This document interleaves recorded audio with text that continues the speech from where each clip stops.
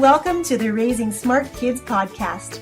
I'm your host, Yong, and each week we'll explore ways in which the arts can help you raise a smarter kid. I'll be sharing ways the arts can propel your child's learning and interviewing top artists, educators, and entrepreneurs. These guests will share why the arts are so very important to your child, along with actionable ideas you can easily implement into your already busy schedule. Make sure you subscribe to the podcast here on iTunes and share us with a friend. For extra tips on raising smart kids, head on over to artsmartparenting.com and click on the Live tab. Hello and welcome, Art Smart parents. You're listening to episode number 74 of the Raising Smart Kids 2.0 podcast, and I'm your host, Yong Pratt, on this grand adventure into parenting. Before we dive into today's conversation, I wanted to take a few moments to check in with you. It's already the last week of June. Can you believe it? How is your summer going so far? With your kiddos home all day, have you been able to keep their minds and their bodies active? The summer is a wonderful time to enroll your kids in arts activities in your local area through performing arts schools, the libraries, the museums, and this is to name just a few. Yesterday, my youngest daughter participated in an arts workshop at the local library, which was included as part of their summer reading program. So really, the opportunities for our kids to engage their bodies and their minds are abundant. We sometimes just have to do a little research into finding out where those activities are happening locally. Well, if you need ideas to keep your kids' minds and bodies active and to keep them from uttering those dreaded words, "Mom, I'm bored," I've put together a special resource just for you. And you can find that over at artsmartparenting.com/boredom. And there you can request a free guide, which is my 60 low to no cost summer boredom busters. So there's plenty of activities for you to engage in with your kids, and you can keep them active and off their couch and off their devices. Today we're talking about creativity and flow. What exactly is flow? It's that state when you're engaged in an activity and time seems to melt away.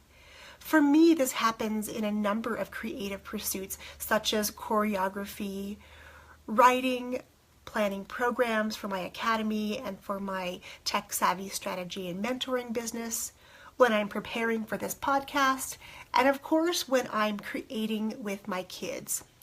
Sometimes I'll start working on a project first thing in the morning, and before I know it, it's the middle of the afternoon and I have to go pick up my kids during the school year. Have you ever experienced that state of flow? It's almost like you've been sucked into a time warp and the sense of reality gets distorted. At the end of these flow sessions, you feel invigorated and the amount of work you've been able to accomplish seems almost impossible. Psychologist Mikhail Csikszentmihalyi first described this phenomenon as flow. He says it's a few moments in time when you are so completely absorbed by an activity that nothing seems to matter. Flow, Csikszentmihalyi says, is the secret to happiness, a statement he's been able to support by his decades of research. During his 2004 TED Talk, he said that when we are involved in creativity, we feel like we are living more fully than during the rest of our life. You know that what you need to do is so possible to do, even though difficult, and sense of time disappears. You forget yourself. You feel part of something bigger. Sounds almost magical, right? Catherine Carey Levise, a clinical psychologist, states that creating, whether it be through the arts, music, cooking, quilting, sewing, drawing, photography, or cake decorating is beneficial to us in a number of ways.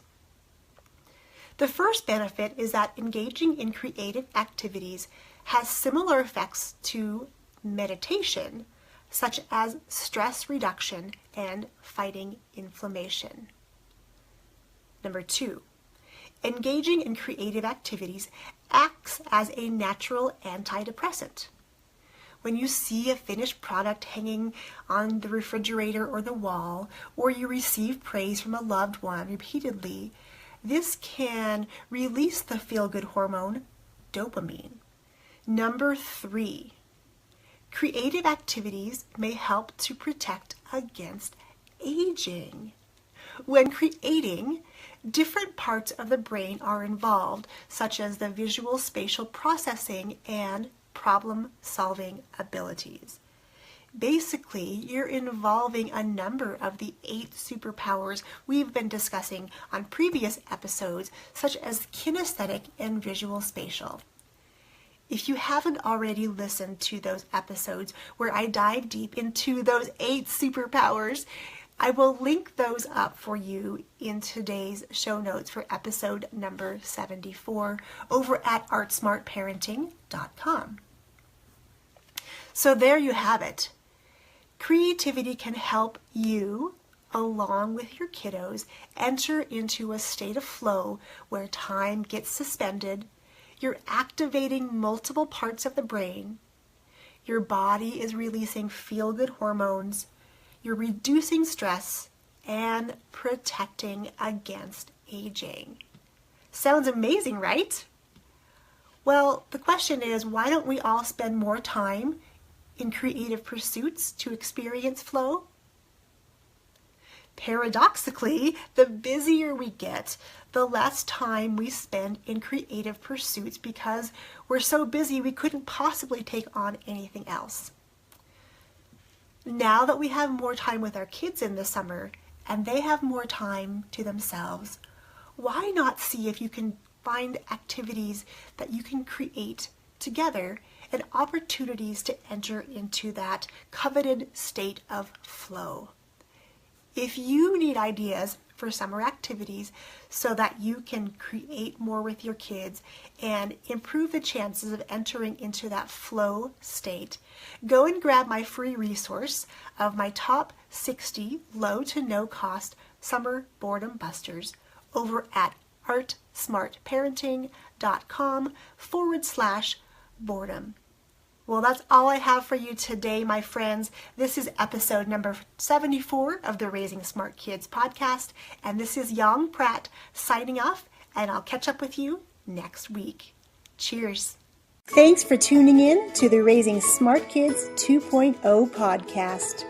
To really accelerate your ability to unleash your child's superpowers and raise smarter kids through the arts, we're creating loads of new resources, ways to connect, and ways to celebrate your successes. You can join our free Facebook community by visiting theartsmartparent.com or just search up Raising Smart Kids 2.0 on Facebook. I look forward to seeing you inside our community.